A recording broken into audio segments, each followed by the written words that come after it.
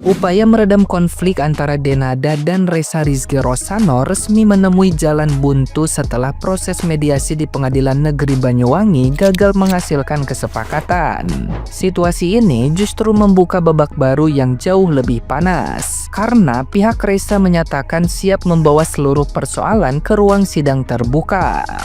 Klaim sebagai anak kandung yang selama ini diperdebatkan pun tidak lagi ingin diselesaikan secara tertutup. Ketika jalur damai tidak dimanfaatkan, langkah hukum disebut menjadi pilihan terakhir yang konsekuensinya harus ditanggung semua pihak, terutama figur publik seperti Denada. Kuasa hukum Ressa, Ronald Armada, menilai kegagalan mediasi menandakan tidak adanya etikat menyelesaikan masalah secara kekeluargaan. Ia menegaskan persidangan terbuka berpotensi menyeret berbagai peristiwa masa lalu yang selama ini tersimpan rapat. Menurutnya, alasan yang disampaikan tim hukum Denada termasuk soal kendala internal dinilai tidak substansial. Dengan masuknya perkara ke tahap pembuktian, seluruh fakta hukum akan dipaparkan secara terbuka tanpa filter. Pihak Ressa mengaku siap menghadapi proses panjang ini, sekaligus menegaskan bahwa risiko hukum dan sosial yang muncul merupakan konsekuensi dari pilihan untuk melanjutkan perkara hingga ke persidangan. Nah, gimana nih menurut netizen yang terhormat? Silahkan berkomentar ya. Kita belajar jadi manusia dari Denada. Beberapa hari ke belakang kita mendengar ya bahwa Denada ini dilaporkan seorang laki-laki yang mengaku anak dari Denada dan merasa bahwa anak tersebut oleh Denada, dan Denada dikenakan tuntutan hingga miliaran rupiah. Sampai dengan sekarang belum jelas ya beritanya itu benar atau enggak. Semoga ada hal baik untuk mereka berdua ya, dan tidak ada yang dirugikan. Setiap manusia pasti punya lain permasalahannya sendiri, termasuk Denada. Namun kita bisa melihat ya bahwa Denada tetap tegar dan menjaga dirinya dengan baik.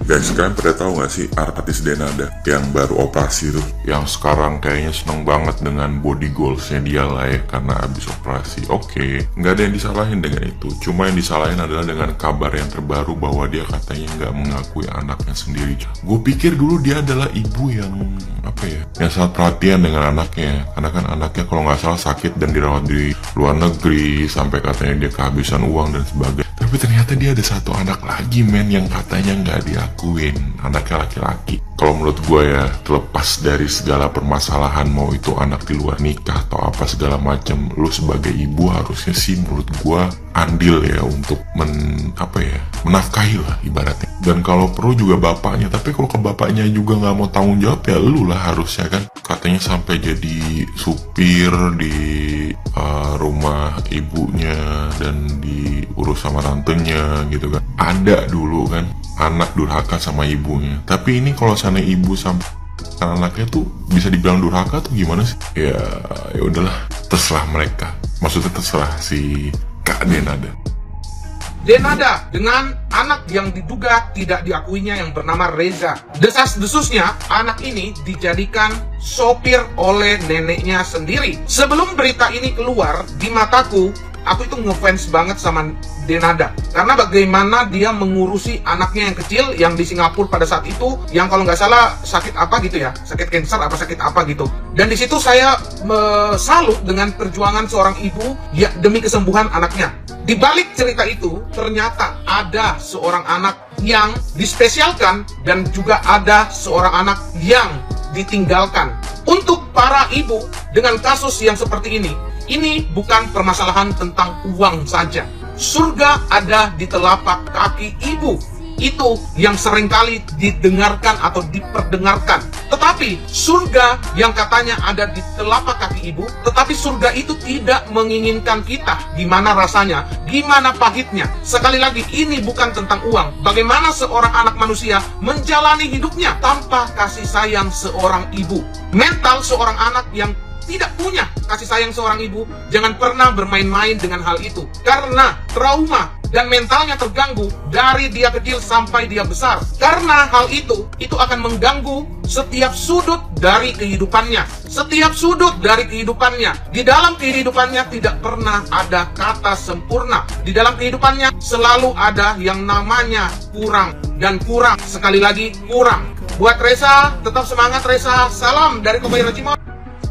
Artis Denada digugat oleh Reza yang mengaku sebagai anak biologis Denada di pengadilan.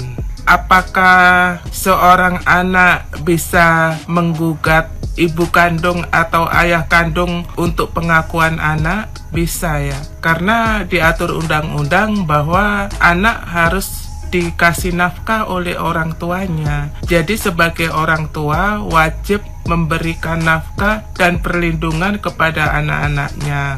Dan sudah diatur tentang anak. Jadi bisa juga dilaporkan pidana anak. Bisa juga digugat perdata untuk pengakuan anak atau gugatan asal-usul anak. Ini bisa dilakukan untuk meminta tanggung jawab orang tua dalam hal nafkah ya, terutama nafkah. Ya, untuk hak-hak keperdataan lainnya ya, mendapatkan nafkah, mendapatkan biaya pendidikan dan perawatan, dan juga warisan. Jadi untuk hak-hak keperdataan anak, jadi sebaiknya mengajukan permohonan pengakuan anak ke pengadilan supaya anak diakui secara sah sebagai anak dari si A atau si B. Kemudian untuk mendapatkan akta kelahiran yang mencantumkan nama ayah dan ibu yang sebenarnya. Jadi ini gunanya mengajukan permohonan pengakuan anak ke pengadilan. Komentar ini menarik karena memang bisa jadi yang dicari bukan semata-mata uang atau sensasi, tapi pengakuan. Tapi secara hukum kita perlu luruskan pelan-pelan ya. Kalau benar pemuda ini baru di usia 24 tahun mengetahui bahwa Denada Tabunan adalah ibu kandungnya, maka sangat mungkin selama ini data administrasinya bukan atas nama Denada. Nah, dalam praktik hukum yang paling menentukan itu akta kelahiran dan kartu keluarga, bukan sekedar pengakuan lisan. Kalau sejak kecil yang tercatat sebagai orang tua adalah misalnya paman dan bibinya Denada ya, maka secara hukum negara menganggap mereka lah sebagai orang tua si anak. Artinya selama 24 tahun identitas yang dipakai untuk sekolah, ijazah, kartu keluarga, bahkan kehidupan sosial bukan atas nama Denada tapi nama orang lain. Nah, di titik ini menuntut pengakuan Denada justru masih relevan ya, karena pengakuan yang dimaksudkan bukan pengakuan emosional tapi pengakuan hukum melalui penetapan pengadilan dan pembetulan akta lahir. Sebaliknya, kalau misalnya sejak awal nama Denada sudah tercantum di akta kelahiran, maka secara hukum pengakuan anak sudah ada. Nah, dalam kondisi itu menuntut pengakuan jadi tidak relevan. Yang mungkin diuji hanya soal tanggung jawab dan dugaan. Tapi kalau faktanya identitas anak selama ini menggunakan nama paman atau bibinya Denada, maka pertanyaan hukumnya bergeser. Siapa sih sebenarnya yang memegang peran orang tua secara hukum selama 24 tahun? Dan di sini juga penting dicatat, paman dan bibi yang merawat sekaligus menutupi kebenaran punya peran hukum sendiri, bukan hanya Denada.